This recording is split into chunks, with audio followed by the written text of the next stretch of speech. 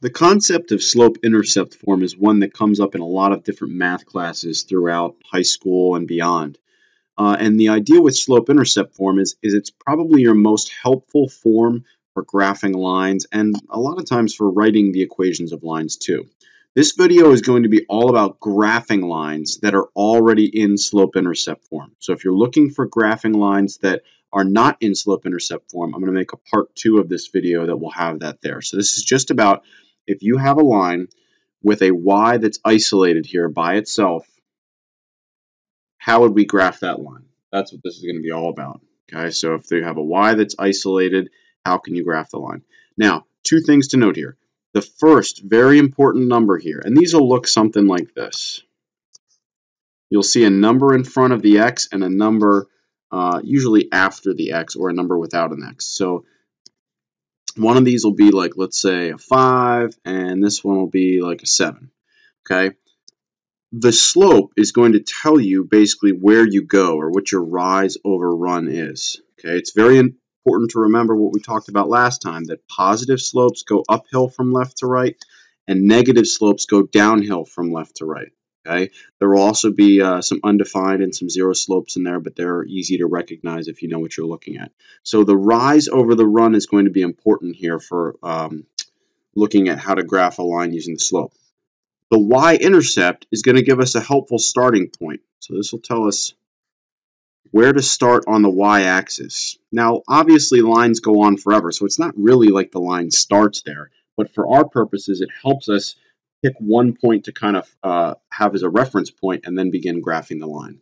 Okay, so let's go ahead and do this. And again, if you want to refer back to these two steps here, that's kind of what I just talked about.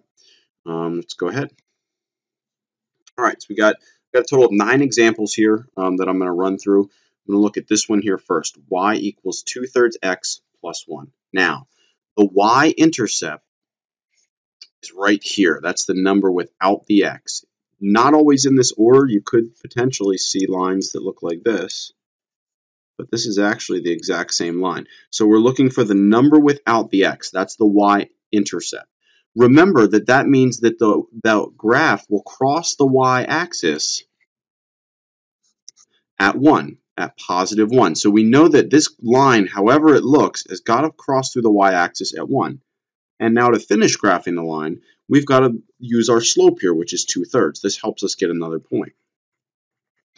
Now this tells me that to get another point, I've got to rise 2 and run 3. So from this point, not from the origin, from this point here in blue, I'm going to go up 2 and over 3.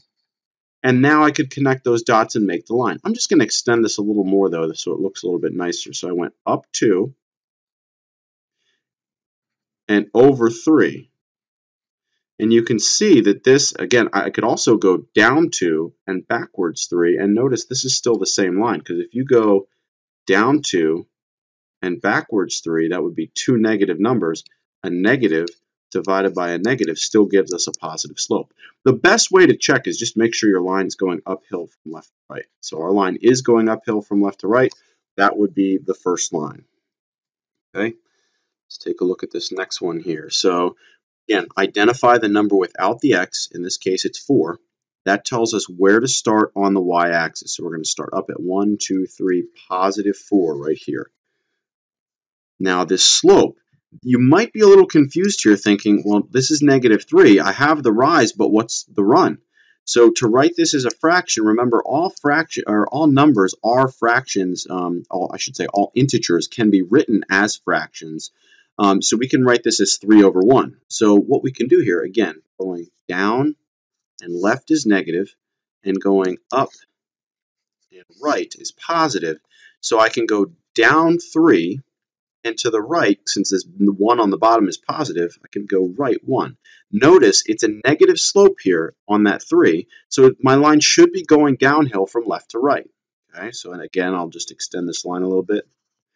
Another way you could graph this is you could also go up 3 and backwards 1. Notice that that's still in line with all these other points here. And if that would just be the same as making a positive 3 over a negative 1. But -3 divided by 1 and 3 divided by -1 are the exact same thing. So the slope here is the same. And that would be your line for this next one. Okay? Now, this one is going to be a little bit of a different thing to look for. So again, we'll start at the number without the x, which is this -5. So I'm going to go down 1, 2, 3, 4, 5 below the y-axis. And now you might be thinking, well, what the heck is the slope here? I don't see something for the rise over run. What's the number in front of the x? Or if you're tricky, and you kind of remember this from algebra, there's always an invisible 1 in front of your variables here if you don't see a number. So what we could do is write the rise over run as 1 over 1 for a fraction, which means we're going to rise 1 and run 1. So I'm going up 1 over 1, up 1 over 1, up 1 over 1. And again, that's the same as going negative, negative, which is positive, down and back. Notice that these are all still in a line. And the best way to check is remember that positive slopes should go uphill from left to right. And we said negative slopes should go downhill from left to right. So notice that this slope was negative. It's going downhill. This slope and this slope in the first example and the third example were both positive. They're going uphill from left to right. All right, let's go ahead and move right along to some more examples. Okay, now this one you might be thinking, well, we've got y equals 1/3 x. I don't see where I'm supposed to start. What you can do, though, if you're trying to figure out where to start, there's always an invisible plus 0 we can add to an expression. Because think about it. If I had 1/3 x and I added 0 to it, by the additive identity property, that keeps your 1/3 x the same. It's like saying, 5 plus 0 is still 5. No matter what you add 0 to, it stays the same. So if you don't see a number here, there's an invisible 0 that's being added at the end. So that tells us to start right at the origin here at 0, 0. Now, from here, we're going to look at 1/3 x. So we've got a rise 1, and we've got a run 3. So I'm going to go up 1 and over to the right 3. Up 1 and over to the right 3. Again, that's the same as going down 1 and backwards 3. Sorry, for some reason this erased here. Let's try to put that back. And down 1 and backwards 3. So let's go ahead and connect our dots, and you can see that crosses right through the origin. It's got a y-intercept of 0, and it's got a positive uphill slope. Okay. Now, next one. Here, we don't even have a term with the x. That's completely missing. But actually, I've shown you how to graph these lines before if you watched the video on horizontal and vertical lines. Lines that have just a y look like the horizon, we said. That was the little dumb way to remember it that I had. So a line that you don't even see an x is going to be a horizontal line that passes through the y-axis at 7. Another way to think of this is, and this won't work as easily for a later example I have, but you've got a 0x that you could sneak in here because 0 times anything is 0, so it's really just y equals 7. That might not make sense to all of you just yet until you're in a higher math class, but for now, just kind of trust me that y equals 7. If it has just a y, no x, it's a horizontal line. Okay, so it's a horizontal line. Let's go up to 7. 1, 2, 3, 4, 5, 6, 7. It's going to cross right through the y-axis at 7 and go straight across and look like the horizon. If you look out at the sunset, you don't see an up and down thing unless you have your head turned sideways. You see a nice, horizontal line, and then you have your sun. Okay. Next up, we've got y equals -3x plus 6. Again, on this one, you should be thinking right away, that is a negative slope. This number in front of our x is negative. So that means this line should be going downhill from left to right. That would be one of the first things that I would do when I start this problem. Now we'll go to plus 6 here. Go up to 1, 2, 3, 4, 5, 6. Put a dot. And from here, again, it helps to write an over 1 for these problems to see your slope. So we're going down 3, 1, 2, 3, and over 1. Down 3, and over 1. Again, I could keep extending this here by going down 3 and over 1. I'd go off the graph here a little bit, but I could also go up 3 and backwards 1, still in the same line. But it should be going downhill from left to right. Okay, we got 3 more to go. Okay, this one should be quick. Now again, if you don't see a y, we said lines that have just a y, y equals a number, like y equals, let's say 7, those are horizontal lines. They have a slope of 0. Okay, if we have a line with just an x like this one, we said that these were vertical lines. The dumb way I had to remember that was if you take an x and you cut it in half, it makes a v for vertical. So lines that have just an x should be straight up and down. Okay, and any line that has a y and an x, so if it has, a y equals, let's say, x plus 2, they're always going to be diagonal lines. They'll either go uphill or downhill depending on what your slope is. Okay, so lines that have a y and an x will be a diagonal line, whereas these will always be vertical or horizontal. So anyway, let's go ahead.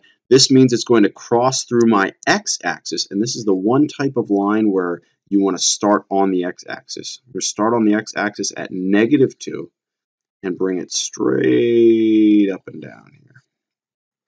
Okay, and just about one more to talk about.